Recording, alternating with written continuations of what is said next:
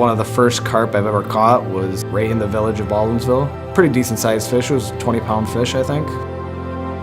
That's like where it all started initially and fueled my fire for carp fishing.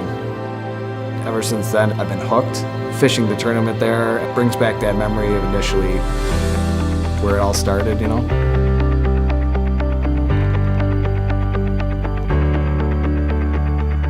I want to fish that tournament. My buddy Paul Russell got me into carp fishing. I started working with him fresh out of high school, and he took me carp fishing one day, and kind of have started ever since then. You compete with the same people throughout the years, you get to know them pretty well. We're friends on the outside, but when it comes to fishing, it's definitely competition time. So it starts from the center of Baldwinsville, and then it goes all the way down to Onondaga Lake. Winter just ended, you know, and guys are getting kind of the itch, and they've been preparing all winter for this. I might need a new reel, might need that, and so when you get everything ready to go, and the Wild Carp Classic starting, especially when you're like this far out, it's all the preparations and everything you've done, it's so funny. It's just like some crazy little carp tournament, but you talk to some guys and they're like, I look forward to this all year long. Like, I don't really care about anything else. You know, when I first started fishing, this was the first tournament I ever fished in. It's one of the best tournaments in the US that we have. This year we'll have 52 teams. It's usually 3-man teams. There's some 2-man teams, but it is, you know, 74 hours of straight fishing, so it's good to have a third guy to, you know, rotate. Carp are just an amazing fish, and if you're into them, you're gonna want to come to the Seneca River, especially if you're landed in, you know, New York. People from the area, like, you know, guys like me and stuff, all of a sudden saw all these anglers from everywhere fishing the Seneca River, and we're like, what is up with that? So we want to keep this going. So at 2010, we became Wild Carp Club. We built on the base that Dave Moore had started, then the base that Sean Sada and Jason Bernhard started, and then the club itself, and then we're just continuing to leapfrog from there.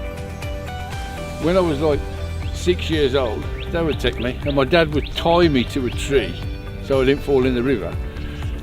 And I've fished all sorts of fish over in England. Oh yeah, Paul, you're never too old to learn in fishing. There's always something new. But yeah, I've fished for 58 years. Americans don't realise how good they've got it with the rivers that are over here, because there's so many fish in the rivers. To catch big carp consistently, that's when the skill comes in. But anybody can go out, put a rod out and come in with a 20-pound carp. You've got to get yourself ready for it. Sleep deprivation is the biggest problem. You're just catnapping, really. Even if you're in a deep sleep, as soon as that alarm goes off, you're out of the chair and straight into action. I'm going there to win.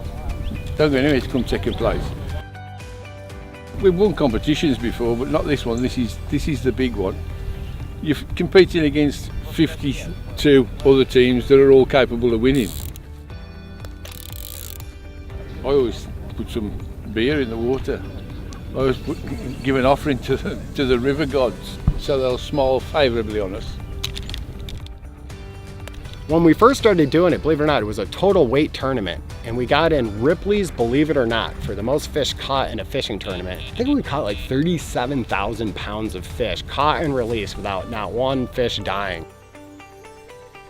Tournament angling, we're, you know, stuck on a position for 72 hours. It's actually baiting technique to draw fish in and keep fish and hold fish. It's a lot of like mental stress, it's a lot of stamina involved, and you fish right through the night too. A lot of things can change in a tournament, so you just gotta stick with your plan and maybe do some small little strategy changes, and things can turn around.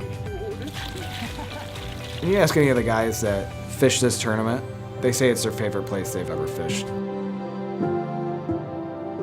It has like a special place in their heart.